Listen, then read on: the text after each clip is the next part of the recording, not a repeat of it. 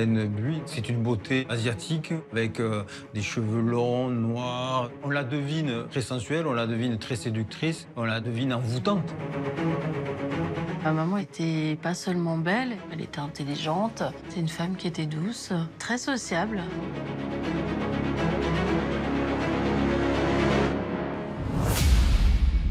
Elle m'a demandé de m'asseoir, la dame. Et puis, elle m'a annoncé la terrible nouvelle au téléphone. Une femme et son amant présumé ont donc été tués hier soir à Agde. Le sang était projeté absolument partout dans l'appartement. Que ce soit sur la terrasse, à l'intérieur de l'appartement, la scène est vraiment digne d'un film d'horreur.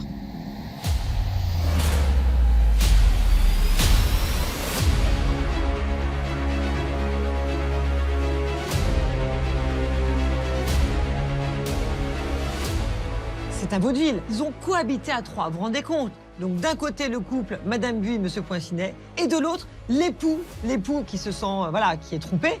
Je ne suis pas surpris puisque je savais que ça allait très mal se terminer dans le sang.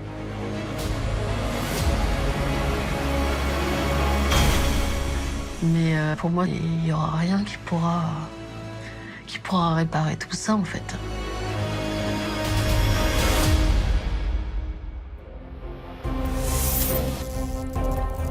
Bonsoir et bienvenue dans Chronique criminelle. Dans l'affaire que je vous propose ce soir, vous verrez qu'un amour blessé peut parfois conduire à la folie meurtrière. C'est le cas dans le drame qui s'est joué le 4 octobre 2018 dans le centre-ville d'Agde. Les victimes de ce crime passionnel, Hélène Buy et son ex-mari, Christian Poincinet, redevenu son amant. Le meurtrier présumé, Didier Cour, le dernier mari d'Hélène. Selon ses déclarations, il ne supportait plus que sa femme le trompe justement avec son ex-mari. Pourtant, les enquêteurs soupçonnent qu'il ne dit pas tout. Alors que s'est-il vraiment passé dans cet étrange ménage à trois? Quel événement a pu précipiter ce triangle amoureux dans l'horreur? La réponse dans ce document inédit de Chronique criminelle raconté par Jacques Pradel.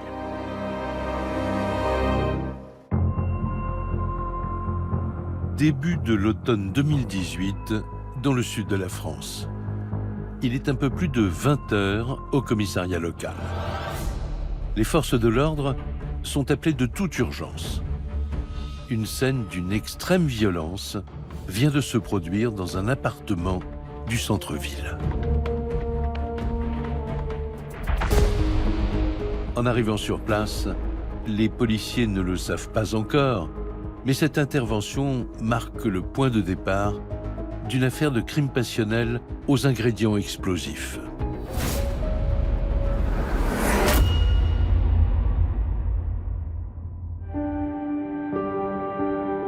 Pour bien comprendre cette histoire, il faut se pencher sur le destin hors du commun de cette femme. Elle s'appelle Hélène Buy. Elle a passé toute son enfance à l'autre bout du monde, au Laos, en Asie du Sud-Est. C'est dans ce cadre que naît Hélène Buy, dans une famille aisée, où qui a des domestiques. Elle a une vie plutôt très paisible, très confortable. Jusqu'au jour où, en 1974, au Laos, il y a des affrontements. On est en pleine guerre civile et la famille d'Hélène Buy décide de quitter le pays pour la France. Hélène Buy n'a que 14 ans lorsqu'elle arrive en région parisienne. Sa famille s'installe à Sannois, dans le Val d'Oise, au nord-est de la capitale. Et le moins que l'on puisse dire, c'est que son charme fait partout sensation. Il est réputé que les Laotiennes sont des très belles femmes. Elle a un très beau regard, hein, des dents blanches, une belle bouche, elle est svelte. C'est une beauté asiatique avec des cheveux longs, noirs, des yeux bridés. Une très très belle femme avec un charme indéniable. Hélène Buy, une beauté éblouissante, doublée d'une personnalité très attachante. Sa fille, Sarah, et Guillaume, son gendre, s'en souviennent avec beaucoup d'émotion. Elle était pas seulement belle, elle savait réfléchir par elle-même, elle était intelligente. C'était une femme qui était douce, très sociable. Elle était avenante, elle parlait à tout le monde, elle était vraiment très gentille comme femme. Donc on s'intéressait à elle, pas seulement pour son physique, mais aussi parce qu'elle avait du bagou. Elle avait le contact facile, ouais. La première grande étape dans la vie d'Hélène remonte au début des années 80. À tout juste 20 ans, elle s'éprend d'un jeune homme de son âge, Christian Poincinet. Christian Poincinet, le gars un peu costaud qui travaillait dans une entreprise de fruits et légumes familiale, qui dégage une certaine sérénité. C'est un bosseur, donc sa journée, c'est porter des cagettes. Il a un métier à la fois physique et il est sportif aussi. Entre Hélène et Christian Poincinet, une attraction réciproque qui remonte à leur toute première rencontre, alors qu'ils étaient encore des adolescents. Ils se sont retrouvés donc quand ils avaient la vingtaine finalement, et c'est là qu'ils se sont mis en ménage, qu'ils se sont mariés et installés à Beauchamp en fait. Ils peuvent enfin concrétiser leur relation. Ils travaillent tous les deux et ont très vite une petite fille qui s'appelle Sarah. Un mariage et une vie professionnelle bien remplie. Hélène, devenue Madame Poincinet, se lance dans une carrière de comptable. Elle et son mari, Christian, forment à cette époque un couple à la fois uni et harmonieux.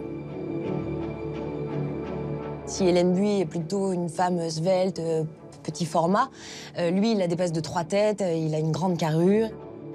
Ce qu'elle aimait chez Monsieur Poincinet, c'est ce côté très protecteur, ce côté très viril. Et c'est vrai qu'il la rassurait. Mais après plus de 10 ans de vie commune, le couple finit d'un commun accord par se séparer. Ce divorce à l'amiable n'empêche pas Hélène et Christian de conserver les meilleures relations du monde. Il faut savoir que malgré cette séparation, tout s'est passé correctement. C'est qu'en fait, la résidence habituelle de Sarah a été fixée chez le père. Je voyais ma mère un week-end sur 2, je crois, et puis la moitié des vacances. Moi, j'étais entre les deux, et puis mon père il me demandait souvent des nouvelles de maman, et vice-versa, en fait. Alors après, on a déjà eu l'occasion de se revoir tous les trois pour manger au restaurant dans le 13e.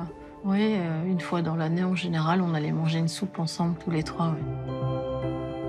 Mais en 2015, une autre page décisive se tourne dans son existence. Hélène fait la connaissance d'un certain Didier Court. Cet ancien alpiniste dans la force de l'âge a lui aussi un parcours peu commun. Il a voyagé aux 4 coins du monde.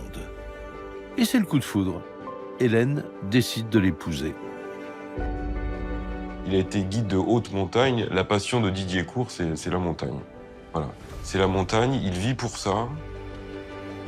Physiquement, Didier Court est un homme viril, grand, qui en impose. Il a une stature et une carrure qui en impose.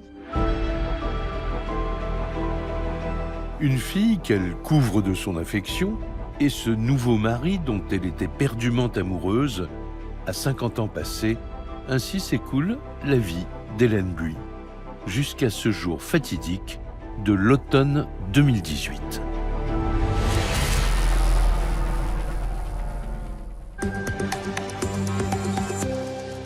Agde sous le choc ce matin à l'annonce du crime passionnel qui a fait 2 morts et 1 blessé la nuit dernière. 4 octobre 2018, dans le midi de la France, à plus de 800 km de la banlieue parisienne. Parmi la population d'Agde, c'est l'horreur et la stupéfaction. 2 morts et 1 blessé grave ont été découverts dans un appartement du centre-ville. Une soirée dont Maurice Barra, le voisin de palier, se souviendra toute sa vie. Vers le 21h40, 21h45, ma femme elle vient me voir pour me mettre des gouttes parce que je venais d'être opéré de la cataracte. Et on constate dans la rue énormément de lumière clignotante. On est sorti sur le balcon. On s'est penché, on a vu les voitures de pompiers, les voitures de police, une bonne douzaine de voitures.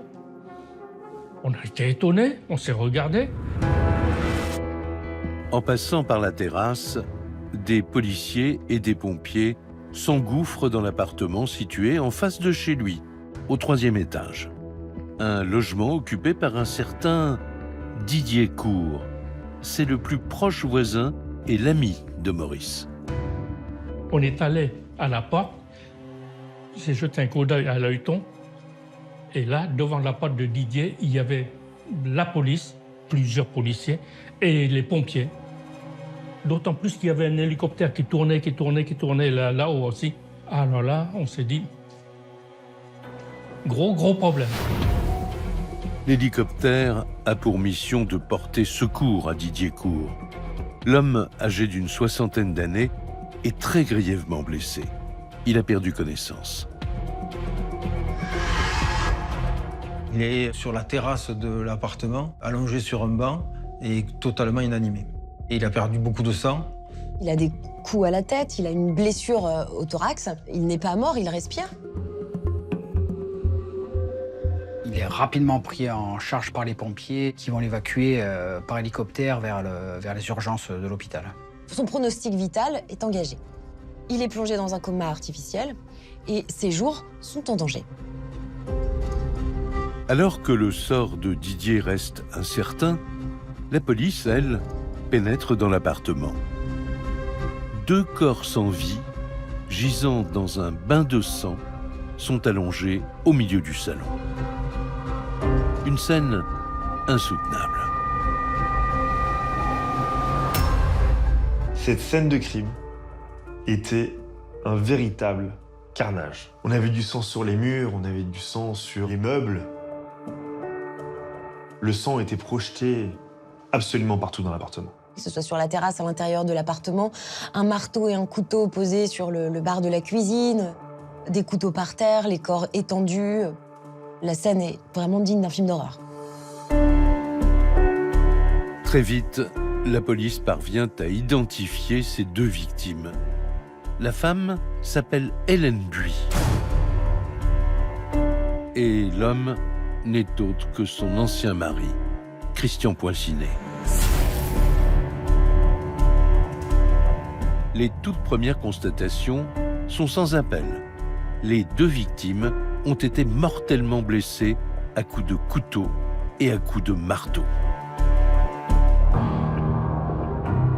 Ce qui est constaté, c'est que Monsieur Poincinet et Madame Buis ont reçu chacun 17 coups de couteau. Monsieur Poincinet a également reçu 11 coups de marteau sur la tête. Des coups de marteau extrêmement forts puisqu'ils ont cassé le crâne. 2 morts, donc, et un blessé grave, à savoir Didier Cour, le mari d'Hélène Buis. La scène est d'une telle violence que même les policiers sont en état de choc. Et très vite, les voisins leur expliquent la situation. Hélène Buis vivait dans cet appartement avec Didier, son époux, mais aussi avec Christian Poincinet, qui était à la fois son amant et son premier mari. Et cette cohabitation à 3 durait depuis près de 3 semaines. Comment dirais-je, quelque part, quand même, je ne suis pas surpris puisque je savais que ça allait très mal se terminer dans le sang. Une femme et son amant présumés ont donc été tués hier soir à Agde. Les enquêteurs ont découvert une véritable scène d'ultra-violence. C'est une scène qui a été qualifiée de massacre par un des pompiers qui était sur place dans cette résidence sans histoire du centre de la ville. À l'heure où l'annonce de la tuerie se propage, la police judiciaire de Montpellier est désignée pour mener les investigations. Première urgence, prévenir Sarah, la fille des 2 victimes décédées. Ce fameux jour, c'est Guillaume, son compagnon, qui décroche le téléphone. C'est la police qui nous a appelés. Elle m'a appelé moi pour me dire voilà, est-ce que votre femme est à côté mettez-vous assis, on a quelque chose à vous annoncer. Elle m'a demandé de m'asseoir, la dame. Donc je me suis assise. Bon, d'accord. Et puis, elle m'a annoncé la terrible nouvelle au téléphone. Au bout du fil, une femme, officier de police, lui raconte alors l'impensable. Hélène et Christian, ses parents, ont trouvé la mort la veille au soir, dans des circonstances effroyables. Pour Sarah, un moment presque irréel. J'ai rigolé, en fait, sur le moment. En fait, j'ai eu un éclat de fou rire, parce que c'était surréaliste pour moi et j'y croyais pas, en fait. Oui, elle y croyait pas. On n'y croyait pas, pour nous, c'était inconcevable qu'il y ait une chose comme ça qui se passe. Je crois que j'y ai pas cru jusqu'à temps que je les enterre tous les deux, en fait. Où là, j'ai réalisé que c'était plus une fiction, en fait. Donc voilà. Ouais. À tout juste 28 ans, Sarah se retrouve frappée de plein fouet par la perte brutale de ses deux parents. Pour la jeune femme, tant de questions se bousculent déjà. Pourquoi et comment a-t-on pu en arriver à une telle tragédie ?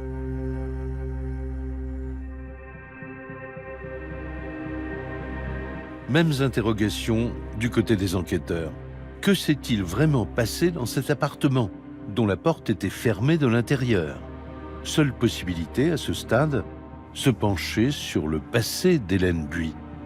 Et si la vie de cette femme qui a vécu toute son enfance au Laos était la clé de cette histoire ? Pour la famille Buy, le changement de décor est radical. Ils arrivent en banlieue parisienne, en région parisienne, à Sannois précisément, donc dans le 95. Une banlieue parisienne assez familiale, dans laquelle, effectivement, il fait bon vivre.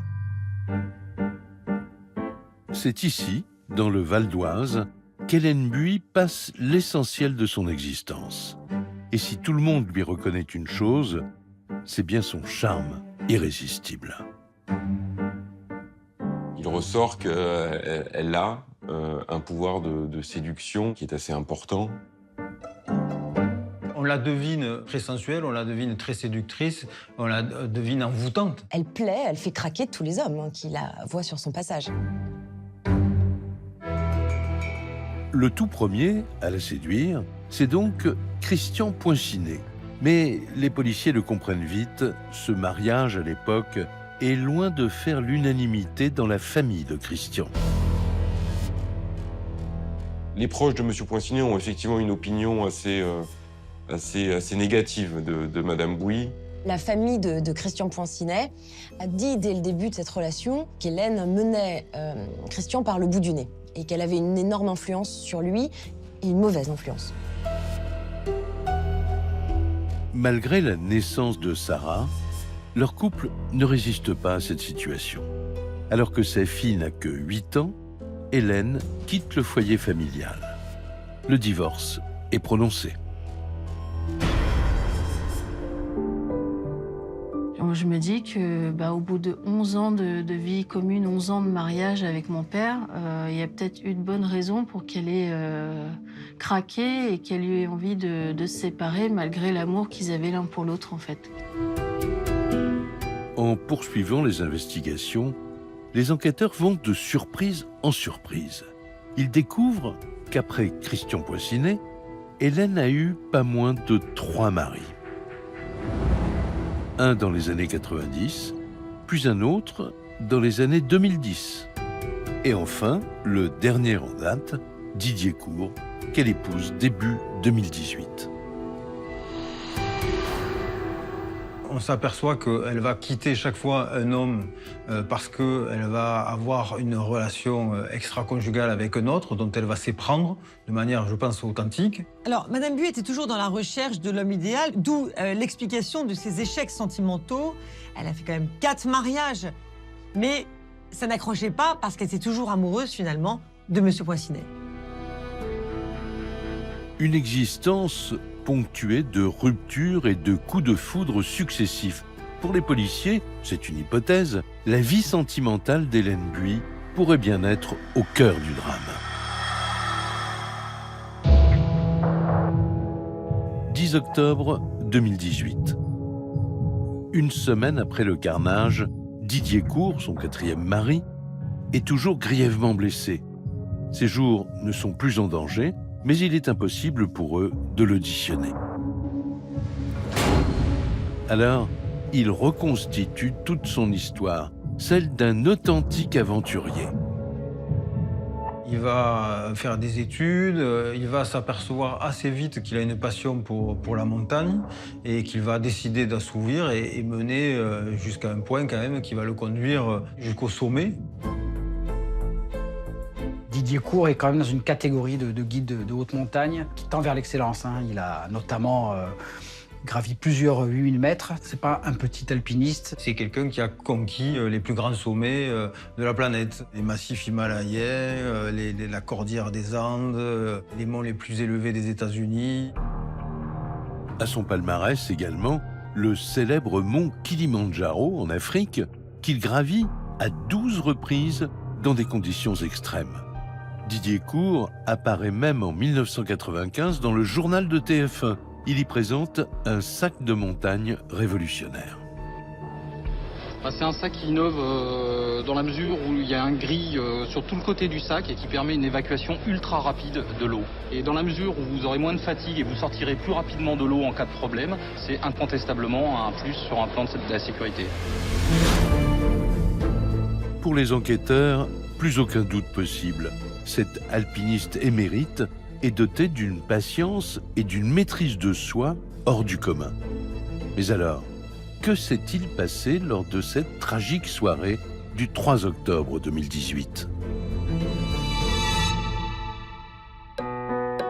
Pour mieux cerner le personnage, ils interrogent tous les proches de Didier Court, comme son ex-compagne, la mère de son fils dont il est séparé depuis des années. Parce que tous ces voyages, tous ces treks organisés à l'autre bout du monde ont fait qu'il était peu présent à la maison. Donc le couple s'est assez vite séparé et il s'est peu occupé de son enfant. Il le voyait assez peu. Avec son fils, c'est compliqué. Il y a eu des regrets de s'être fâché, de s'être un peu quitté, éloigné l'un de l'autre. Et pour lui, ça revêt beaucoup d'importance. Cette relation si complexe avec son fils unique le pousse vers des horizons toujours plus lointains. Didier Court sillonne la planète au gré de ses envies. C'est quelqu'un qui est un adepte des grands voyages et la région qu'il aime par-dessus tout, effectivement, c'est la région asiatique. Il y a beaucoup voyagé en Thaïlande, au Cambodge, au Laos. Parmi tous ces voyages, un pays l'attire particulièrement, il tombe éperdument amoureux, c'est le Vietnam. Le Vietnam, un pays d'Asie au paysage incomparable. C'est là que Didier effectue plusieurs séjours avant de venir s'installer à Paris, courant 2008. Didier Court a une cinquantaine d'années lorsqu'il se fait embaucher dans une agence de voyage spécialisée dans l'Asie. Il a fait de très nombreux voyages. Ça a été effectivement sa passion pendant de très nombreuses années. Après avoir tant parcouru le monde, Didier Court s'approche enfin de la retraite. Et à presque 60 ans, une rencontre bouleverse son existence. Paris, début de l'été 2015. Didier Court décide de s'inscrire sur un site de rencontre. Un jour, une femme très séduisante engage la conversation avec lui. Elle a 55 ans. Elle s'appelle Hélène Buy. En quelques échanges de conversation, rendez-vous a été pris dès le soir même et une première aventure entre les deux a pu être nouée et l'histoire d'amour est née comme ça. Le soir même, il y a déjà une rencontre physique, donc c'est une relation qui démarre très rapidement. Il faut dire qu'entre Hélène et lui, l'alchimie fonctionne de manière instantanée. Pour Didier Court, difficile de ne pas succomber au charme de cette femme. Il tombe éperdument amoureux. Et pour cause, elle est asiatique et lui adore les femmes asiatiques. Là, il craque complètement sur cette femme. Elle, ses origines et lui, son goût pour les voyages là-bas, va être le socle de leur coup de foudre respectif et de leur choix de vivre ensemble. En quelques mois à peine, leur histoire s'emballe. Le couple enchaîne les destinations toutes plus exotiques les unes que les autres. Bangkok, Macao, Hanoï et bien sûr Saïgon, à l'extrême sud du Vietnam, une région que Didier connaît par cœur et où réside justement une partie de la famille d'Hélène. Beaucoup de choses les ont rapprochés, notamment cet amour de l'Asie du Sud-Est, et puis également le fait que ce soit tous les deux des aventuriers. Hélène est non seulement quelqu'un qui attire l'œil, mais aussi une personne très avenante et qui parle avec tout le monde. Donc, en partenaire de voyage, elle est vraiment extraordinaire. Et cette période dorée va durer près de 2 ans, où leur vie n'est que voyage, amour et bonheur. Voyage, amour et bonheur. Pour l'ancien alpiniste et pour la belle asiatique, 2 ans d'un véritable conte de fées. Alors, que s'est-il réellement passé?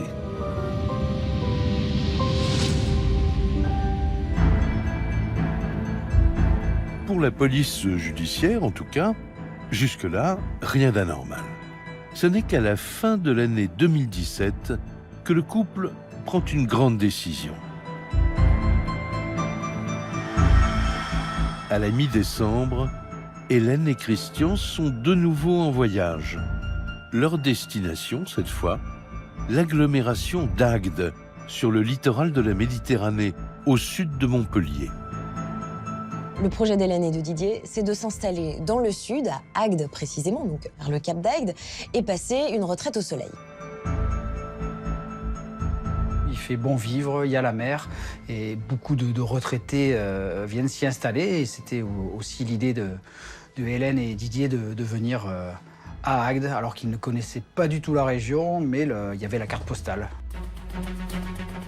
Les amoureux ont alors une idée bien précise en tête. Acquérir ensemble un appartement afin de quitter une fois pour toutes la région parisienne. Très vite, le couple se montre intéressé par un 4 pièces situé tout près du centre-ville d'Agde. Un logement mis en vente par Maurice Barra. Ils l'ont visité et ils ont eu aussitôt le coup de cœur. À tel point que dans l'après-midi, ils ont demandé à revisiter et ils ont pris la décision de suite d'acheter l'appartement. Maurice et son épouse, les propriétaires, sont entendus en tant que témoins. Hélène et Didier, explique-t-il, semblaient véritablement fous de joie. Ils s'imaginaient déjà coulant des jours heureux dans cet appartement si confortable. C'est un appartement assez spacieux, avec surtout une très très grande terrasse qui est bien exposée, en plein soleil. Il est au 2e étage, avec une jolie vue. Donc 80 mètres carrés, 3 chambres, une cuisine ouverte sur le salon et 2 grandes baies vitrées qui donnent sur la terrasse. Mise à prix 225 000 €. Une somme qu'Hélène compte financer pour l'essentiel grâce à la vente de son propre appartement en banlieue parisienne. La volonté de Madame Buis était d'acheter un appartement à son nom, seul. Toutefois, il lui manquait une petite somme, et c'est pour ça qu'elle a demandé à Monsieur Cour de participer à l'achat de cet appartement. Elle avait 91% de ce bien, et lui avait le reste, de 9% de la propriété de ce bien. Marché conclu. Hélène, Didier et le couple de vendeurs sont d'ores et déjà en train de sympathiser. Parce que Hélène a remarqué que j'étais aussi d'origine asiatique. Et puis d'autant plus qu'elle avait vu sur un cadre la photo de ma mère et elle avait vu de suite que ma mère était une Vietnamienne. Hélène et Maurice, le voisin, ont tant de souvenirs de leur enfance en Asie à partager. C'est le moment que choisit Didier pour annoncer qu'Hélène et lui seront bientôt mari et femme. Ils se faisaient un plaisir de nous l'annoncer. Ils étaient heureux de nous annoncer leur mariage. Après avoir signé le compromis de vente, pris l'apéritif ensemble, ils étaient heureux de nous annoncer ce grand événement. Face aux policiers, Maurice est tout à fait formel. 10 mois avant la tuerie du 3 octobre 2018, Didier Cour, son nouveau voisin, semble sur un petit nuage. Il ne parlait que d'Hélène, il ne voyait que par elle. Hein. Les yeux d'amour, ah oui, absolument, absolument. Didier Cour, il n'a jamais été marié. Et cet engagement du mariage, pour lui, il est extrêmement important. Un mariage célébré à Paris le 18 janvier 2018, soit 3 mois avant que Hélène et Didier ne déménagent dans le sud de la France. Pour les policiers, c'est toujours l'impasse. Impossible de savoir ce qui s'est déroulé au juste dans le huis clos de cet appartement.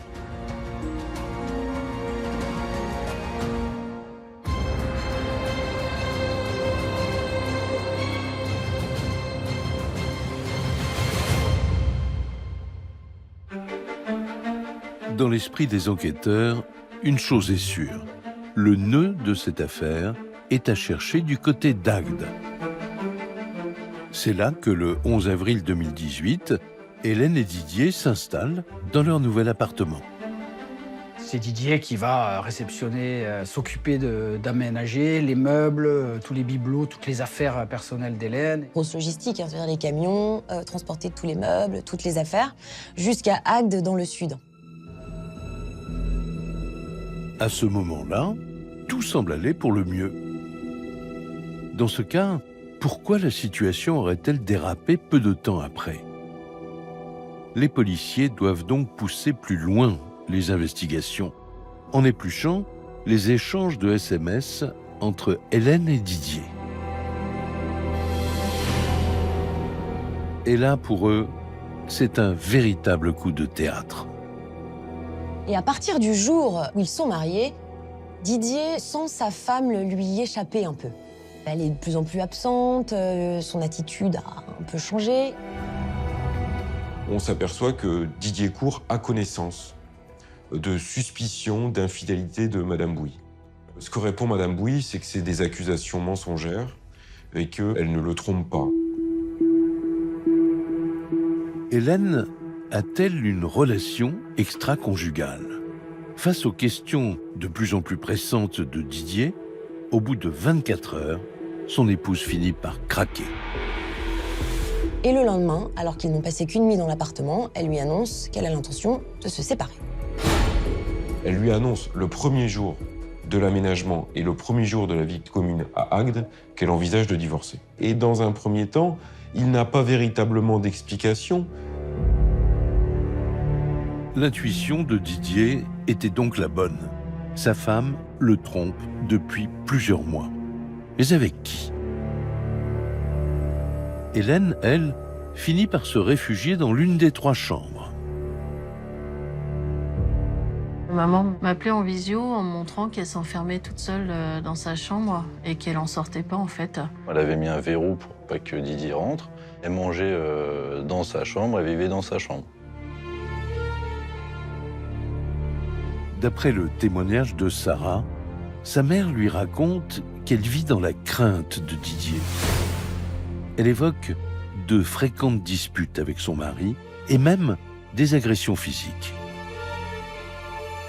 Quand elles étaient toutes les deux au téléphone, effectivement, on sentait un froid. Quand elle parlait de Didier, il y avait quelque chose qui allait pas. Qu'il était violent, qu'elle avait peur de lui, qu'il était fou. Ouais. Des soupçons d'adultère et maintenant ces accusations de violence conjugale. Un point sur lequel les témoins sont pourtant catégoriques. Il n'y a eu aucun début de commencement de preuve de violence conjugale On n'est pas sur un dossier de violence conjugale. Elle a quand même déposé plainte contre lui, elle l'a accusé de violence physique, elle l'a accusé de choses mensongères, ce qu'il dénonce. Une plainte déposée juste avant qu'Hélène annonce à Didier qu'elle allait le quitter. Les enquêteurs s'interrogent, d'autant qu'elle avait porté les mêmes accusations dans le cadre d'un précédent divorce. Elle va à plusieurs reprises répliquer les mêmes comportements et elle va faire à Didier Cour ce qu'elle a fait exactement à son deuxième mari. C'est-à-dire les violences, le harcèlement et la plainte. C'est exactement les mêmes arguments qu'elle a utilisés avec son deuxième mari 10 ans avant pour lui faire part de la fin de la relation. Seule certitude pour les policiers, entre Hélène et Didier, plus les jours passent et plus l'atmosphère paraît s'envenimer. Pour calmer un peu les esprits, Didier va dormir à l'hôtel. Et lorsqu'il revient le 19 avril, donc une semaine après l'emménagement, elle a disparu de l'appartement. Et c'est là qu'il va apprendre un jour que, en fait, elle est partie, qu'elle a pris toutes ses affaires, et, ses valises, et qu'elle s'est installée dans l'Oise, dans la maison de Sarah. Pour Didier, c'est le choc. Hélène, sa chère épouse, a tout simplement disparu une semaine après leur arrivée. Les Barras, ses voisins, ont eux aussi du mal à y croire. On s'est regardés tous les deux et on se dit, mais c'est une blague ou alors... Parce que dans notre tête, on avait toujours leur mariage de 4 mois avant. C'était des jeunes mariés. Alors on s'est dit, est-ce que c'est du lard ou du cochon? Est-ce que c'est vrai ou c'est une boutade? Mais ce que Didier ignore, c'est qu'en fait, Hélène vient tout juste de renouer avec un ex. Et pas n'importe lequel. Christian Poincinet, son tout premier mari. Les policiers s'attendaient à tout, sauf à cela. Et 20 ans après leur séparation, bien qu'il n'ait jamais été en mauvais termes, quelque chose renaît entre Hélène et Christian. Le couple Buis-Poincinet s'est reformé. Les âmes sœurs d'antan ont pu se retrouver et revivre leur passion. D'après les témoins, Christian n'aurait pas résisté bien longtemps au charme de son ex-femme. Malgré ces années qui ont défilé, sa passion pour Hélène était intacte. Certainement, Hélène Buis ne fait rien pour la faire disparaître et pour l'en dissuader, et qu'on peut supposer que dès le début, la relation charnelle va renaître. Christian Poincinet, il est fou amoureux d'elle. Je pense qu'il a toujours été fou amoureux d'elle. Qu'effectivement, il n'espérait qu'une chose, c'est que son ex-femme revienne. Plus de 20 ans après leur divorce, Hélène ne pouvait pas rendre Christian plus heureux. Il imagine même que plus rien ne pourra désormais les séparer.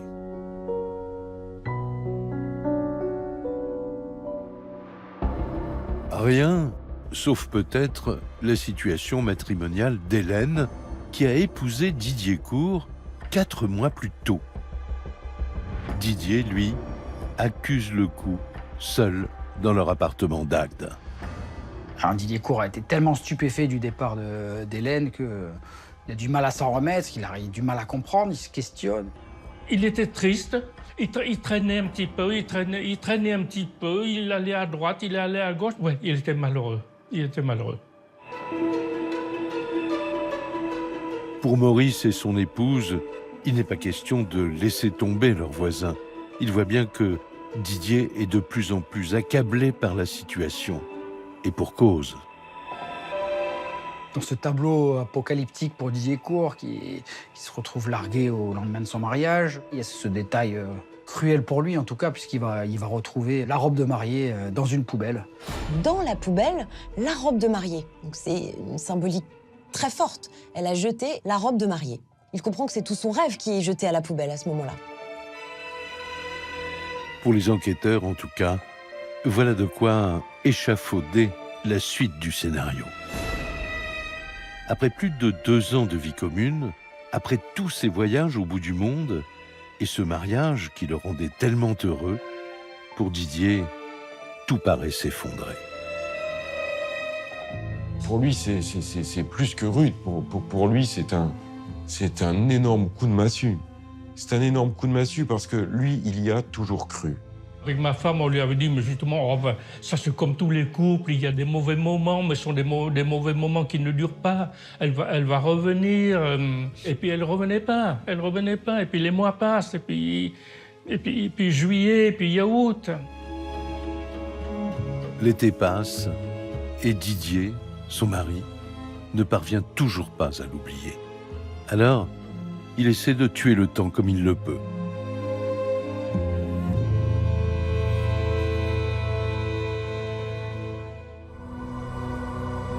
Hélène, quant à elle, est tout simplement en train de revivre le grand amour dans les bras de Christian Poinchinet. Pour Sarah, leur fille, c'est un moment de joie inespéré. Qu'il l'aurait cru, en fait, au bout de 21 ans de séparation, qu'ils se seraient remis ensemble. Moi, j'ai trouvé ça chouette, en fait, de les voir heureux ensemble. Elle était heureuse comme tout de retrouver ses parents, qui retrouvaient leur amour d'antan. Ils ont rattrapé le temps perdu, en fait. Effectivement, ça m'a beaucoup touché. Depuis sa plus tendre enfance, Sarah n'avait jamais vu ses deux parents si heureux. Pour la jeune femme, ces moments de pure joie vont ainsi durer quelques mois. Donc on se voyait vraiment plusieurs fois dans la semaine. On s'appelait tous les jours, on s'envoyait des messages, des photos de ce qu'on mangeait, parce qu'on a toujours aimé la bonne nourriture. Donc voilà. On faisait des barbecues, on campait dans le salon. On était une famille qui s'était retrouvée, en fait. Et puis d'être carrément plus complice qu'on ne l'était déjà, en fait, et même fusionnel, en fait. Je pense que j'avais une relation très fusionnelle avec mes parents, ouais. Autant d'images d'un bonheur familial enfin retrouvé. Malheureusement, Sarah ignore qu'un terrible compte à rebours vient de commencer.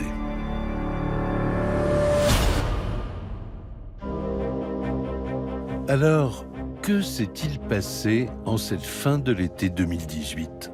Pour le SRPJ de Montpellier, ce pourrait être là le vrai tournant de l'histoire. À cette époque, voilà 4 mois que Hélène a quitté Agde et ses relations avec Didier ne s'arrangent pas. Elle accuse Didier Court de s'être débarrassé d'affaires et de les avoir vendus sur le bon coin. Qui rend furieux Hélène, qui promet de ne pas en rester là et de revenir à Agde. Le 17 septembre, Hélène est bel et bien de retour dans l'appartement. Et là, pour Didier, c'est la surprise. Ce jour-là, elle se fait accompagner par celui qui est à la fois son amant et son tout premier mari, à savoir Christian Poinchinet. Alors ce jour-là, Hélène aurait pu venir toute seule, mais non. Elle est venue avec Christian, qui est un homme fort. C'était dangereux, ouais. Et nous, on leur a dit de pas y aller, en fait. Mais c'était dangereux, et puis en même temps, j'aurais pas pensé non plus que ça aille si loin, en fait. Pour la police judiciaire, un début de scénario émerge. Moins de 3 semaines avant les faits, tous les ingrédients de la tragédie sont déjà réunis. Aussi étrange que cela paraisse, commence alors une incroyable cohabitation à 3. Après des mois de solitude, Didier accepte de partager l'appartement avec Hélène et Christian. Il va alors devoir vivre seul dans l'une des 3 chambres. On va le voir obligé, d'ailleurs, dans les jours qui vont suivre, d'être contraint d'acheter un frigo, d'être contraint d'acheter un réchaud, des plaques pour réchauffer des plats. Et il va finir par vivre reclus dans cette chambre. C'est une situation extrême. Lui qui était habitué avec l'alpinisme, à dormir dans des tentes, des bivouacs, à beaucoup voyager, à faire des treks, il se retrouve au sein même de son appartement dans cette situation extrême. Hélène et Christian ont visiblement une idée en tête, celle de faire quitter l'appartement à Didier coûte que coûte. Mais après seulement 5 mois de mariage, impossible pour lui de renoncer à celle qu'il aime par-dessus tout. Il le vit extrêmement mal. Il s'est maintenu dans les lieux par amour parce qu'il a toujours eu espoir de pouvoir la reconquérir. Et il se dit, ça va passer. C'est une petite passade, ok, elle a retrouvé son ex-mari, bon, ils ont eu une fille ensemble, ça va lui passer, je vais retrouver ma femme, tout cela va s'arrêter. Mais cela ne passe pas. Bien au contraire, Hélène et Christian font comme si de rien n'était. Ils célèbrent même bruyamment leur retrouvailles. Christian et Hélène ont des ébats amoureux quotidiens, comme s'ils voulaient faire un maximum de bruit, alors que leur chambre jouxte celle de Didier. Et lorsque les cris de leurs ébats sexuels étaient couverts par la télévision dont ils montaient le son, on lui coupait le courant pour qu'il puisse bien entendre l'adultère qui se commettait à côté. Un adultère qui se consomme au creux de son oreille, de l'autre côté de la cloison. Pour Didier, c'en est trop. Jour après jour, son quotidien vire au supplice. Ils ont cohabité à 3, vous vous rendez compte? Donc d'un côté le couple, Madame Buis, Monsieur Poincinet, et de l'autre l'époux qui se sent, qui est trompé. C'est un vaudeville, c'est tout à fait extraordinaire, c'est quelque chose qui est très peu commun, et dans ma carrière de 33 ans, j'ai jamais vu ça, je vous avoue. Un mari trompé, obligé de partager le même toit avec sa femme et son amant. Résultat, les altercations se multiplient au sein de ce triangle amoureux infernal. On est le 30 septembre et un pas de plus est franchi dans cette guérilla permanente, c'est-à-dire que Didier, ce jour-là, ne peut pas rentrer chez lui. Hélène et Christian bloquent la porte. On a entendu des cris dans le couloir « Au secours, au secours !» C'était la voix de Didier. On a vu que Didier essayait de pousser la porte. Alors, 2 contre 1, il avait du mal à pouvoir rentrer chez lui. Et il faut l'intervention des voisins et de la police pour que Didier puisse pénétrer à l'intérieur. Une scène qui intervient 3 jours à peine avant l'explosion finale.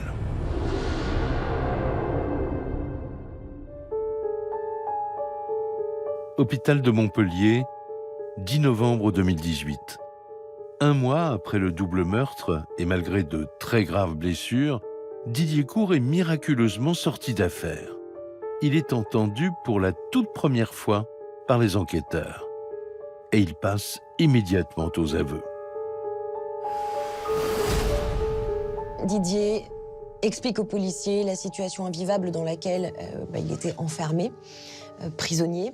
Ce qui explique ce passage à l'acte, c'est en quelque sorte le contexte extrêmement particulier, et c'est une sorte d'engrenage. Un homme qui effectivement est au bout du rouleau, qui est désespéré, qui voit plus d'issue, qui est au bord du suicide.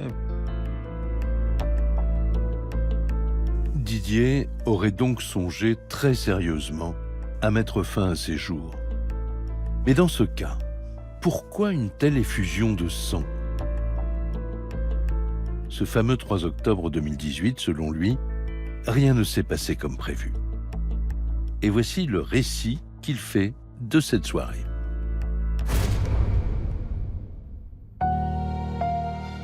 Il est un peu plus de 20 heures. Didier rentre à l'appartement. Il constate alors la disparition d'un couteau japonais dans sa chambre. Un couteau dont il voulait faire cadeau à son fils, qui est apprenti cuisinier. Un couteau qui a énormément de valeur pour lui, parce qu'il voulait l'offrir à son fils qu'il a peu vu dans sa vie. Puis donc là, lui, il découvre que cet objet a disparu et il va sortir de son périmètre, rentrer en territoire ennemi. Après 17 jours de cohabitation sous tension, pour Didier, c'est l'incident qui va tout déclencher. Il en est certain, c'est sa femme et son amant qui le lui ont dérobé. Et se rend dans le salon où Christian et Hélène ont dressé la table basse et ont le couteau japonais qui était destiné à son fils. Ils sont sur le point de dîner, ils sont en train de faire la cuisine et il montre le couteau, il exige qu'on le lui rende. Mais, explique Didier, Hélène et Christian auraient tout simplement refusé de le lui restituer. Dès lors, le ton serait vite monté entre lui et Christian au sujet de ce couteau. Christian Poincinet va s'avancer vers lui, s'emparer du couteau et s'avancer vers lui en lui disant « c'est pour mieux te découper ». Et à ce moment-là, il y a à nouveau un crescendo d'altercation verbale et puis il reçoit alors un violent coup de poing à la tête. Toujours selon Didier, Christian lui aurait ensuite porté des coups de marteau sur le crâne. Hélène, elle, se serait approchée à son tour, un autre couteau à la main. Didier aurait alors désarmé à la fois Hélène et Christian. Quant à la suite de la scène, il en fait une description assez précise. Il est déboussolé, il tombe à genoux. Là, il porte des coups presque à l'aveugle contre ses deux assaillants. Ne se rendant pas compte vraiment des gestes et des coups qu'il portait. Donc il explique cet acte finalement comme de la légitime défense. Selon lui, il n'a fait que se défendre. Et s'agissant des violents coups de marteau sur le crâne de Christian, il les explique par l'état de furie dans lequel il se trouvait. Ils m'ont attaqué, je me suis défendu, j'ai saisi les couteaux, le marteau et j'ai frappé. Et lui, Didier, va expliquer que ces coups, il les a portés parce qu'il avait la rage. Tous ces coups portés au couteau, c'est parce qu'il voulait sauver sa peau, qu'il était en danger. Et après le double meurtre, Didier Court affirme avoir tenté de se suicider. Il se serait pour cela lui-même asséné des coups de couteau au thorax.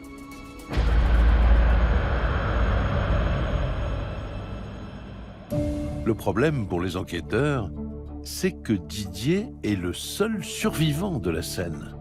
Par conséquent, quel crédit apporter à sa version des faits? Se trouvait-il réellement en état de légitime défense?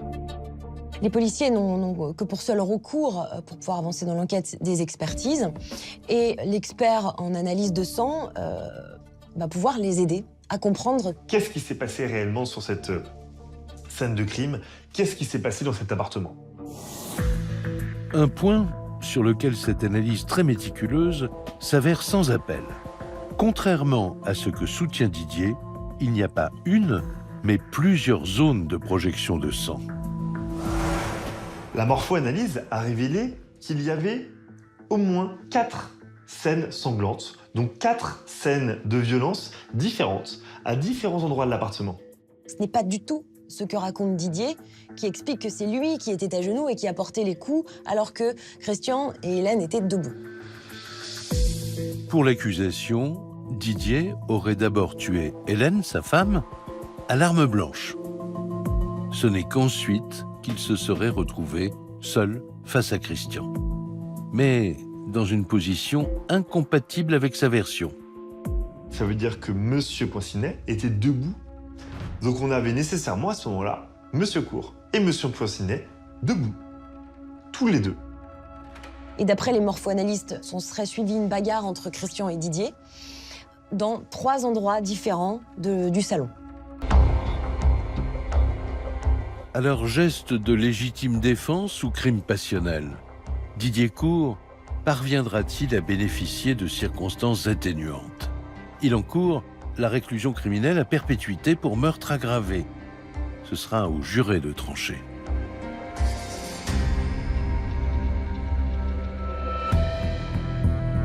Cour d'assises de l'Hérault à Montpellier, le 17 novembre 2021. 3 ans après la tuerie d'Agde, l'ancien alpiniste se retrouve seul dans le box des accusés. Face à lui, les familles d'Hélène et de Christian, et en particulier leur fille, Sarah.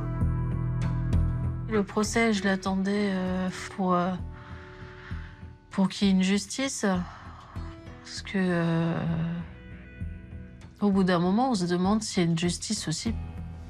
On attend une peine juste, tout simplement, pour ce monsieur. Dès le premier jour, tous les regards sont braqués sur Didier Court. Comment un homme aussi ordinaire a-t-il pu basculer dans une telle rage meurtrière?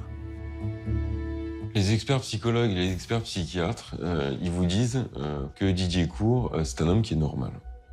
C'est un homme qui est banalement normal. Un homme ordinaire, que rien ne prédestinait à un tel passage à l'acte parce que dans une situation qui était hors norme et qui ne pouvait conduire quasiment qu'à ça. Le mari, la femme et l'amant réunis dans un hallucinant huis clos. Pour les avocats de Didier, Hélène porterait elle-même une lourde responsabilité dans l'engrenage fatal qui a conduit à ce bain de sang. Elle s'est lassée. Je pense que avec Didier Court, elle ne rêvait plus. Et je pense qu'effectivement, elle a très vite décidé que la relation devait prendre fin. Et elle va renouer le contact avec Christian Poincinet, qui est son premier mari. Elle revient à la boucle, et en sachant que ce premier mari, elle l'avait quand même abandonné. Au fil de l'audience, les avocats de Didier Court enfoncent le clou. Ils dressent un portrait sans complaisance de celle qui est pourtant l'une des deux victimes. C'est elle qui mène la danse dans le tempo du couple, et c'est elle qui mène la danse lorsqu'elle a décidé que le couple devait se séparer. On a tenté en effet de faire passer Madame Buis pour ce qu'on peut appeler une croqueuse d'hommes, mais même si elle a eu plusieurs maris, Madame Buis était loin d'être quelqu'un qui était intéressé par l'argent. Hélène Buis, une femme libre et indépendante qui a travaillé toute sa vie comme comptable. Quant aux circonstances de sa mise à mort, elle plane inexorablement sur les débats. Depuis son box, Didier Court, lui, reste de marbre. Tout le long de l'audience, il était stoïque. Il avait le regard, je me demande s'il a une seule fois cligné des yeux pendant l'audience. Les victimes auraient aimé avoir un élan de compassion envers elles. Elles auraient aimé avoir des excuses sincères. Malheureusement, elles ne les ont pas eues. La seule fois où il a pleuré, c'est quand il évoque son fils. Mais il ne pleure pas de cet acte ignoble qu'il a commis, ce double meurtre, dans des conditions sauvages, atroces. Il ne s'est pas excusé. Pas d'excuse et toujours le même discours. S'il a commis l'irréparable, dit-il, c'est qu'il avait été poussé à bout et qu'il se trouvait en état de légitime défense. Une théorie que les jurés vont tout simplement balayer. Après 3 jours de débat, la sentence tombe, 28 ans de réclusion criminelle pour ces 2 meurtres. Pour les proches des 2 victimes, un épilogue au goût d'inachevé. On peut dire qu'on a gagné parce que Didier a pris 28 ans de réclusion. On a gagné, c'est bien. Mais je vais pas vous mentir, pour moi, c'est une victoire qui reste amère, en fait. Et il n'y aura rien qui pourra réparer tout ça, en fait.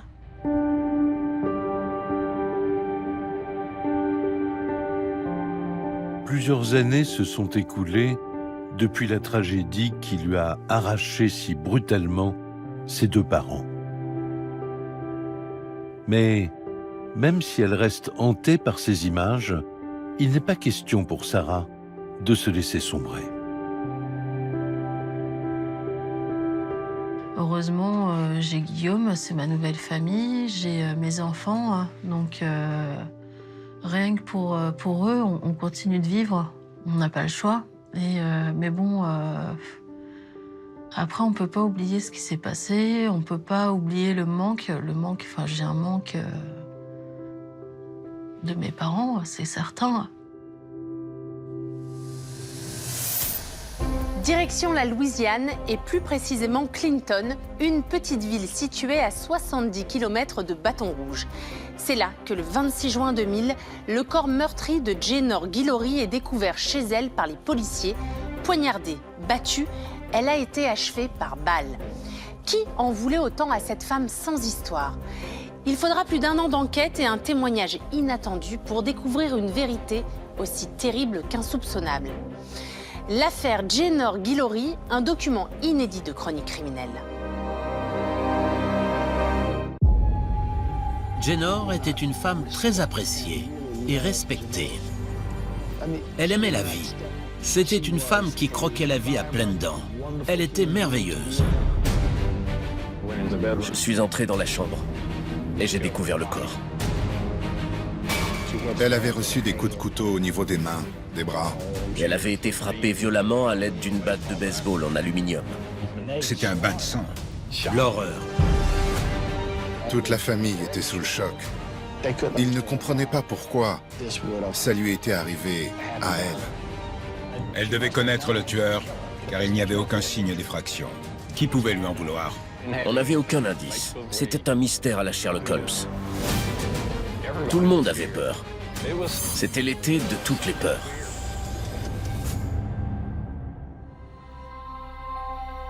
Clinton est une petite commune située au nord de la célèbre ville de Baton Rouge, en Louisiane.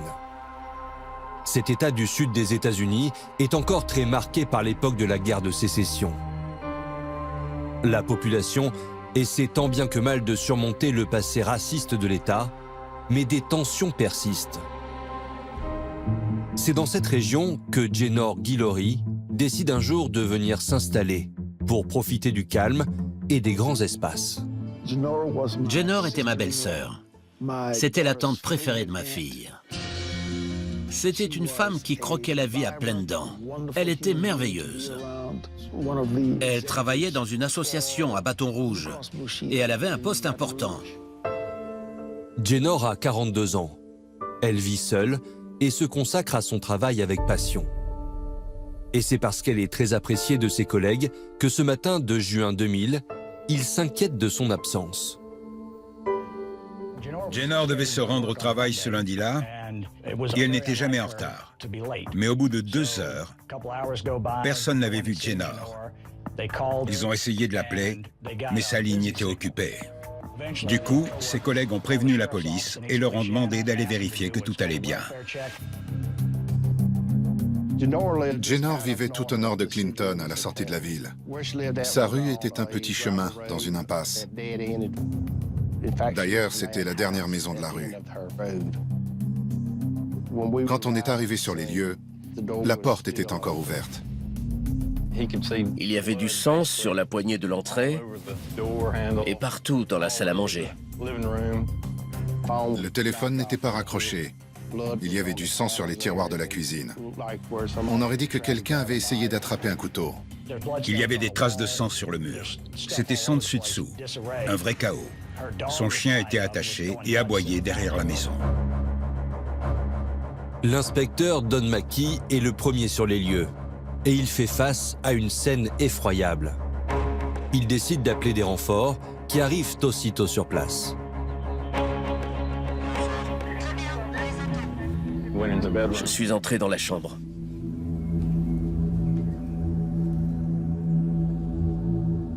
Et j'ai découvert le corps.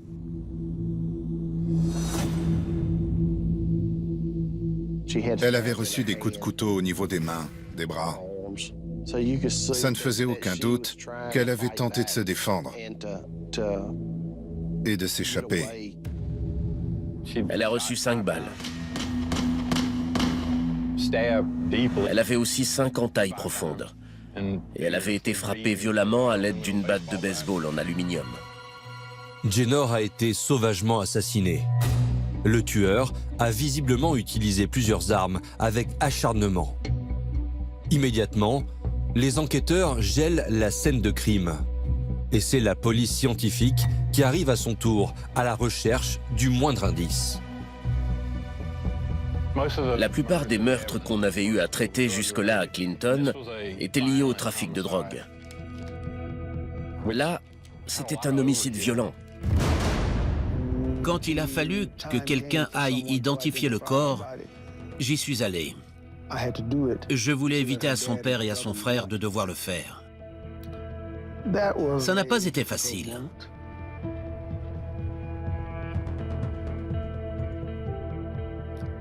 En temps normal, quand on voit une personne, on la reconnaît immédiatement, en moins d'1 seconde. Ça n'a pas été le cas quand j'ai vu le corps de Jenor. Elle était dans un état vraiment terrible. Le père de Jenor aimait énormément sa fille, et toute sa famille d'ailleurs. Son père. Oui, je me souviens surtout de lui.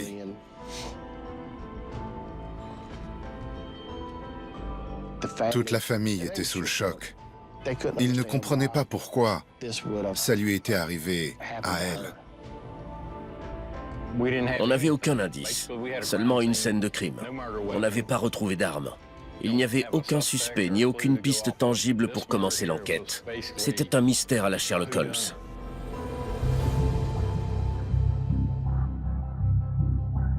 L'enquête commence et elle s'annonce difficile. Car Jenor était une femme a priori sans histoire, aimée de tous. Alors pourquoi une telle violence? Pour le savoir, les policiers commencent par interroger le voisinage. Un témoin aura peut-être remarqué quelque chose de suspect. Jenor vivait près d'une petite route de campagne. Il y avait seulement 2 logements dans cette rue. La maison de Jenor, et puis, de l'autre côté de la rue, à quelques dizaines de mètres de chez elle, un mobil-home.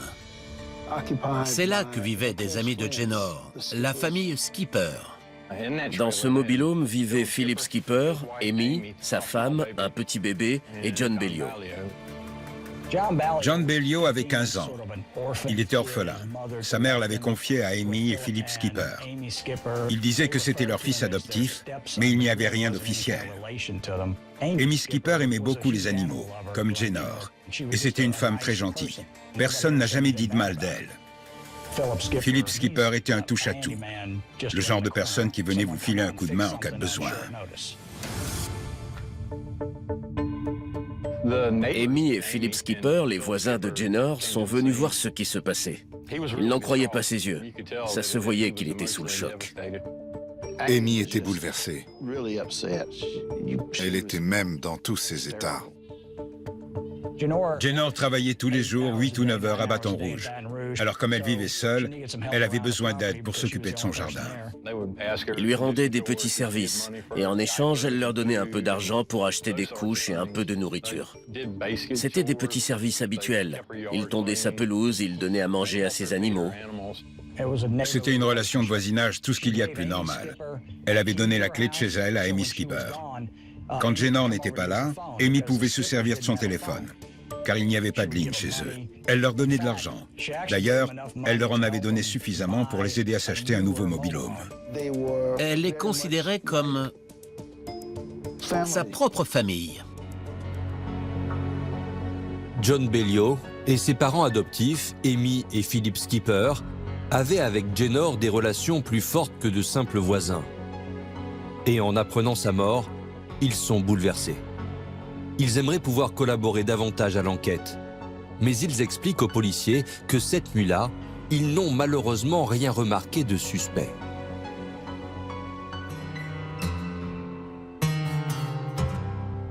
Amy Skipper a déclaré qu'elle était amie avec Jenor, que leur voisine était très généreuse avec eux. Philippe faisait tout pour aider les enquêteurs.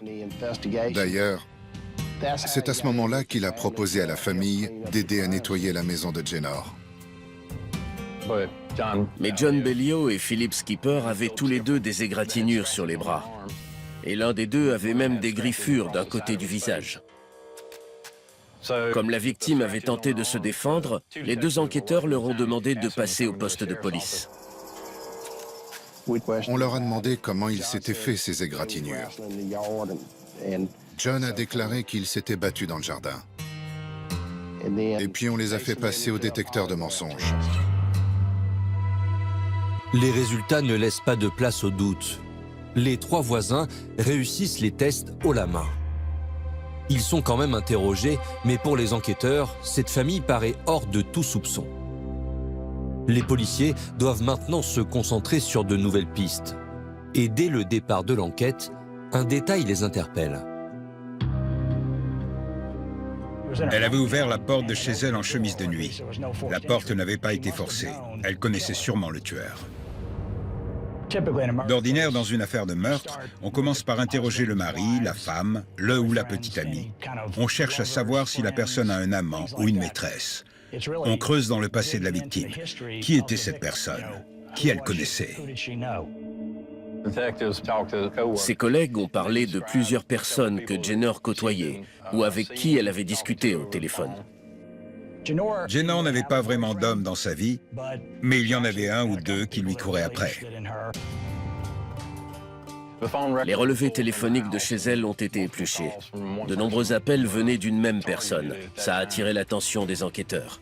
Les appels d'un homme ont intrigué la police. D'après les collègues de Jenner, ils s'étaient disputés au téléphone.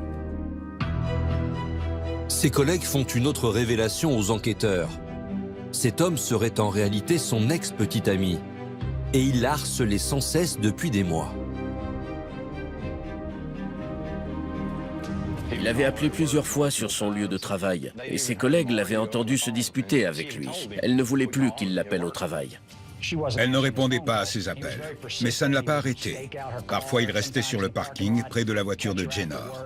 Il l'attendait pour pouvoir lui parler en personne, même si elle ne voulait pas. D'après ses collègues, elle voulait que cet homme sorte de sa vie une bonne fois pour toutes. Il avait laissé un message sur le répondeur de Jenner peu de temps avant sa mort. Il disait qu'il n'était pas loin de chez elle et qu'il allait passer. Mais personne ne se retrouvait dans cette petite ville sans avoir une bonne raison. Alors les enquêteurs se focalisent sur cet inconnu qui serait le dernier à avoir tenté de joindre Jenner avant sa mort. Et lorsqu'ils découvrent de qui il s'agit, ils sont stupéfaits. Un certain Steve Williams, qui serait policier à Bâton Rouge. En clair, l'un des leurs. Ça a été un choc pour tout le monde. Pour les policiers qui travaillaient avec lui, ce n'était pas le tueur. Ils ne croyaient pas qu'un des leurs pouvait faire ça. La police de Bâton Rouge a indiqué aux enquêteurs qu'ils allaient avoir besoin de preuves tangibles pour accuser Steve Williams de ce meurtre. Alors, on a étudié son dossier dans les moindres détails. Ils ont interrogé plusieurs personnes qu'ils connaissaient, dont une femme qui avait fait l'académie de police avec lui. Elle avait déclaré qu'il avait été un peu trop entreprenant avec elle. Cet homme avait donc des antécédents avec une femme qui avait refusé ses avances. Jenner avait un fort tempérament. S'il s'était rendu chez elle, peut-être qu'elle l'avait remis à sa place. Mais s'il s'était énervé et qu'il était devenu violent, alors peut-être que c'était lui le tueur. On lui a proposé de passer au détecteur de mensonges. Et ça s'est très mal passé pour lui. En effet, le résultat du test est accablant. Mais le détecteur de mensonges n'est pas fiable à 100%. Alors les enquêteurs tentent de trouver des preuves plus concrètes. En vain. À ce moment-là, ils ont employé les grands moyens pour le coincer. Ils ont obtenu un mandat pour fouiller son domicile, mais également pour fouiller son véhicule personnel et son véhicule de patrouille. Le prélèvement d'ADN avait été envoyé au labo. Mais à l'époque, il fallait attendre des semaines pour obtenir un résultat. Alors on a dû patienter pas mal de temps. Et au final, son ADN ne correspondait pas et on n'avait aucune preuve concrète contre lui. Ils n'ont pas trouvé de quoi l'accuser de ce meurtre. C'était terrible. J'étais persuadé qu'il l'avait tué. Steve Williams, l'ex-petit ami de Jenner, est finalement blanchi. Retour à la case départ pour les policiers. On s'est retrouvé dans une impasse avec Steve Williams. On n'avait plus aucune piste pour poursuivre l'enquête à ce moment-là. Affaire non résolue. Après plusieurs fausses pistes, l'enquête est au point mort. Un dangereux criminel serait toujours en liberté. La psychose s'installe dans la région. Les mois passent, et alors que le dossier est sur le point d'être classé, un témoin inattendu va relancer toute l'affaire. Un an plus tard, en juillet, on a reçu un coup de fil du commissariat de la paroisse de Tangipahoa. L'inspecteur Mark Apperson m'a appelé un soir assez tard et il m'a dit « Vous connaissez une certaine Madame G qui a été tuée dans votre paroisse ?» Je lui ai dit que oui. Il était en train d'interroger un homme dans le cadre d'une affaire de violence domestique, un homme du nom de Donnie Fisher, et il affirmait que quelqu'un lui avait parlé du meurtre de Jenner Guillory. Deux enquêteurs se sont rendus dans la paroisse de Tangipahoa pour interroger Donnie Fisher. Il a déclaré qu'il avait des infos sur le meurtre de Jenor Guillory. Il a commencé à parler du sang sur la porte, qu'elle avait tenté de fuir dans le couloir, des faits que personne ne connaissait. Et ce n'est pas tout. Alors que les policiers l'interrogent, Donnie Fisher est sur le point de faire une révélation fracassante. L'homme qui lui a livré tous ces détails glaçants est loin d'être un inconnu dans cette histoire. Il a déclaré que c'est John Belliot qui lui avait révélé ces informations. Il nous a dit que John Belliot avait tué Jenor Guillory. Apparemment, John Belliot, qui avait 16 ans à l'époque des faits, avait fait un séjour en prison et s'était vanté auprès de son ami Donnie Fisher d'avoir commis un meurtre. Tout le monde connaissait la victime. Une seule femme noire avait été tuée lors des 2 dernières années à Clinton. À ce moment-là, tous les regards se sont tournés sur celui qu'on appelait le fils adoptif des skippers, John Belliot. Donnie Fisher nous a donné une liste d'amis où aurait pu se trouver John Belliot. Et on a fini par lui mettre la main dessus. Quand on est arrivé là, c'était une vraie porcherie. Il y avait des enfants et leurs couches n'avaient pas dû être changées depuis 2 ou 3 jours. Ils avaient des excréments partout dans le dos, c'était affreux. On a appelé les services de protection de l'enfance et John est sorti d'une chambre et il s'est enfui dans les bois. La police le prend aussitôt en chasse et rapidement, elle parvient à l'arrêter. On a conduit John Belliot au commissariat. On lui a lu ses droits. On a pas mal discuté, mais il ne nous racontait pas grand-chose. Pendant 1 heure, on a parlé de tout et de rien, mais pas de Jenor. Il ne craquait pas. Et puis j'ai sorti une photo de la scène de crime et je l'ai placée devant lui. Je lui ai demandé, elle méritait vraiment ça? Après ça, il n'a plus dit un mot. Et puis il a commencé à nous parler de la fraternité. J'avais déjà entendu parler de la fraternité. C'était une organisation violente de suprémacistes blancs. La fraternité était un gang de skinheads. Ils étaient pauvres, pour la plupart drogués. Des petites frappes. Ils pillaient des tombes. Ils dérobaient des bijoux, des bagues en or, des montres. Ils avaient même arraché des dents en or sur plusieurs cadavres. À cette époque, en Louisiane, il y avait plusieurs gangs de skinheads. La fraternité comptait 4 ou 5 types, pas plus. Ils avaient tous le même tatouage. Ils détestaient les Noirs qui vivaient à Clinton. D'après John, la fraternité compterait 4 membres. Philip Skipper, son père adoptif, Lisa Skipper, la sœur de Philip, Johnny Hoyt, le mari de Lisa, et lui-même, John Belliot, tous de la même famille. Ils vivaient pas loin de Clinton. Et John Belliot a donné des détails de ce qui s'était passé. Il les a accusés du meurtre.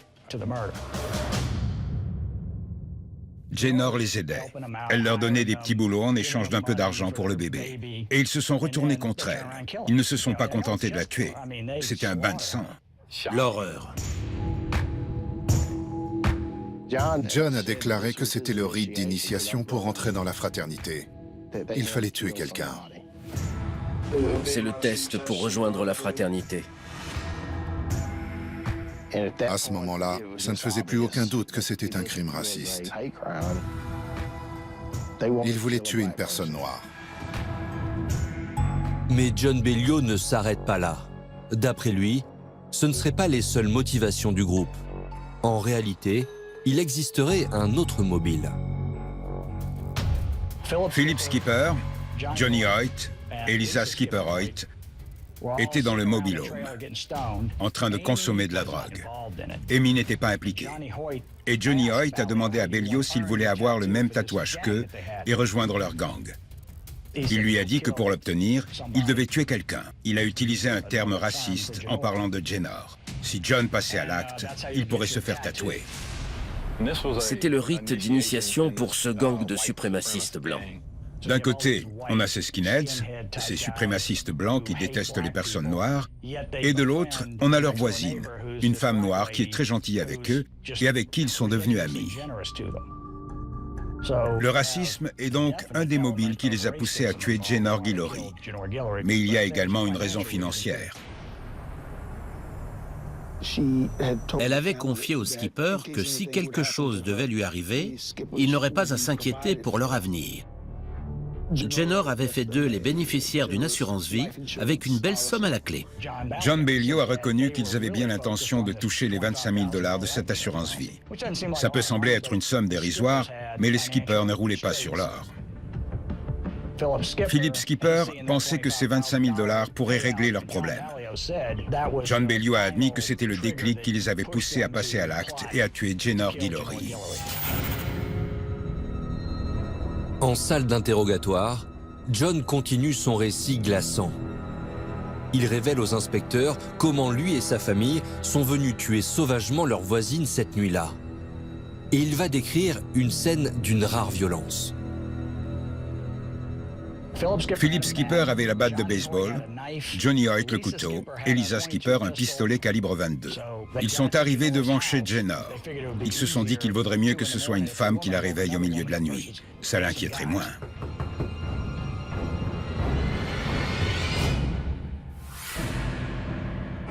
Quand on est arrivé, Lisa s'est approchée de la porte et elle a frappé. Elle a demandé à Madame G si elle pouvait lui donner un peu d'argent pour acheter des couches au bébé. Et fidèle à elle-même, Jenor lui a dit qu'elle allait lui en donner. Elle s'est retournée pour aller lui chercher de l'argent. Selon John, c'est là que Johnny Hoyt l'a frappé. Elle a couru dans la maison, dans le couloir. Elle hurlait et leur disait de la laisser tranquille. Elle s'est dirigée dans la cuisine pour essayer d'attraper un couteau dans un tiroir. Elle a essayé de se défendre pour qu'il ne lui fasse pas de mal. Philippe l'a frappé. D'après le témoignage de John Bailyot, Jenor aurait regardé Lisa à ce moment-là comme pour lui dire « Fais quelque chose. Dis-leur d'arrêter. » Mais Lisa a tiré sur elle à 2 reprises. John a décrit la scène de crime à la perfection. Les traces de sang qu'on avait relevées dans toute la maison correspondaient exactement à ces déclarations. 14 mois après le meurtre de Jenor Guillory, les enquêteurs pensent enfin tenir les coupables. Ils contactent les proches de la victime pour leur annoncer la nouvelle. Un policier m'a appelé pour me dire qu'elle avait été tuée dans le cadre d'un rite d'initiation raciste et que Philip Skipper était impliqué. Un jour où on discutait, Philip m'avait parlé de la fraternité. Il avait fait un séjour en prison à un moment de sa vie et il avait été endoctriné dans cette organisation. Mais d'après lui, le jour où il était sorti de prison, il avait tourné la page sur tout cela. Il voulait être un brave type et un bon citoyen. J'imagine que Jenor était au courant du passé de Philippe, mais elle avait le cœur sur la main. Elle avait vraiment envie d'aider cette famille. Elle voulait faire tout son possible pour les aider à assurer leur avenir et avoir un impact positif sur eux. À l'issue de ses aveux, John Bailyot est placé en détention provisoire. Johnny Hoyt, lui, est déjà derrière les barreaux pour une autre affaire de meurtre. Les enquêteurs arrêtent aussi Philip Skipper et sa sœur Lisa. Une perquisition est organisée dans leur mobil-home à la recherche de preuves matérielles qui pourraient les confondre. John Bailyot avait raconté suffisamment de choses aux policiers pour qu'ils obtiennent un mandat. Ils ont pu aller fouiller le mobil-home des skippers, qui se trouvait pratiquement en face de chez Jenor. Mais ils n'ont rien trouvé de spécial à l'intérieur. Il n'y avait pas de traces du pistolet ou du couteau. Ils ont bien trouvé une batte de baseball, mais elle était dehors depuis un bout de temps, dans une flaque. Ils n'ont donc jamais pu démontrer que cette batte avait servi à frapper Jenor. Malgré les fouilles, la police n'a pas mis la main sur des preuves. Le procureur a donc décidé de ne pas poursuivre les suspects devant la justice. Pour les enquêteurs comme pour la famille de Jenor, la nouvelle est un véritable coup de massue. L'affaire se retrouve dans une impasse pour la 2e fois. Dans un premier temps, le procureur avait inculpé Johnny Hoyt, Philip Skipper et Lisa Skipper-Hoyt, et John Bellio de meurtre avec préméditation. Mais il pensait qu'il ne gagnerait pas l'affaire. Il n'y avait aucune preuve matérielle, et la plupart des procureurs refusent de prendre le moindre risque. Ils ne veulent pas intenter une action en justice et attendre ce que les jurés vont décider. Ils préfèrent abandonner les charges plutôt que de se lancer dans une affaire sans éléments tangibles. Il a donc refusé d'aller plus loin, et il a abandonné toutes les charges contre les suspects. Mais en 2002, 2 ans après le drame, un événement est sur le point de changer la donne. Un nouveau procureur est élu en Louisiane. Et il promet de s'attaquer aux crimes racistes. Le dossier est relancé et devient une cause nationale. À peine élu, Sam D'Aquila a décidé de rouvrir l'affaire Jenor Guillory et de lui donner un nouveau souffle. Il voulait traduire ses meurtriers en justice. D'Aquila reconnaît qu'il n'a pas de véritable preuve matérielle, mais il se fie au témoignage de Bellio. Un des accusés a coopéré avec les autorités et a témoigné. C'est un élément suffisant pour ouvrir l'affaire. Le nouveau procureur avait conclu un accord avec John Bellio, qui avait raconté dans les moindres détails ce qui s'était passé. Et comme Bellio avait décidé de témoigner et qu'il était encore mineur, il encourait la peine la moins lourde. Son témoignage risquait de l'envoyer en prison jusqu'à sa majorité. Il serait donc libre pour ses 21 ans. Je n'étais pas ravi, mais je comprenais pourquoi le procureur avait accepté sa demande. Parfois, il faut passer un accord avec le diable pour attraper ceux qui tirent les ficelles. Philip Skipper, sa sœur Lisa Hoyt et Johnny Hoyt sont une nouvelle fois accusés du meurtre de Guillory. Avec l'action du nouveau procureur, et malgré l'accord passé avec John Bellio, la famille de la victime reprend espoir. Car Philip Skipper, Lisa Skipper et Johnny Hoyt encourent maintenant la prison à perpétuité. Sam D'Aquila avait travaillé dur sur cette affaire. Il était déterminé.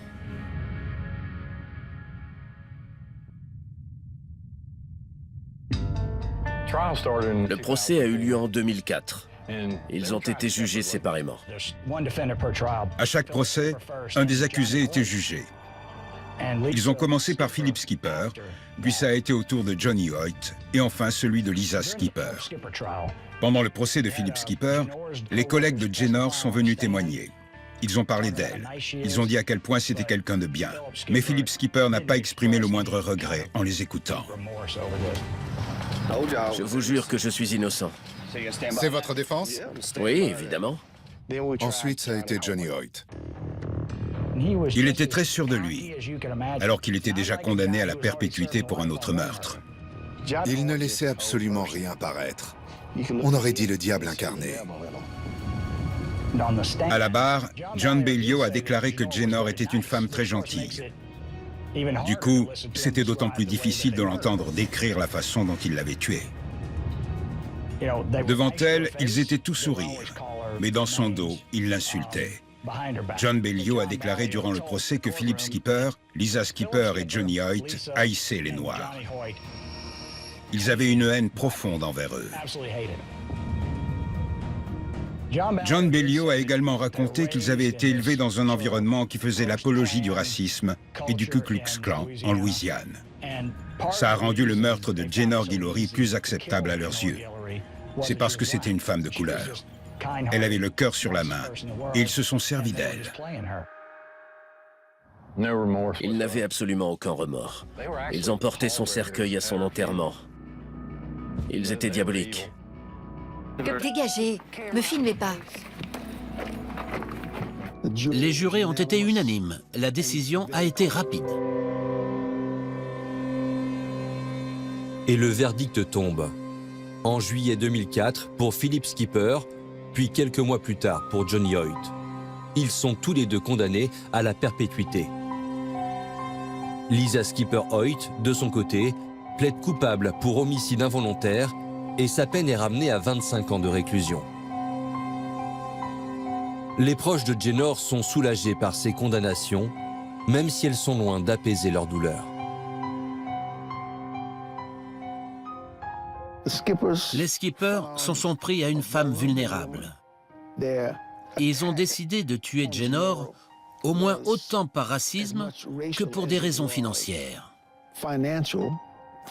Philippe, qui était un homme si froid, devait être hors de lui de voir que sa voisine réussissait sa vie, alors que lui n'arrivait pas à joindre les deux bouts. Je suis sûr que ça a attisé son racisme envers elle. Quand ils ont été reconnus coupables, on a tous ressenti un énorme soulagement. Ils avaient dû faire leurs adieux à Jenor du jour au lendemain. Ça me rend triste pour cette famille. Si ça arrivait à un de mes proches, ouais, je serais inconsolable.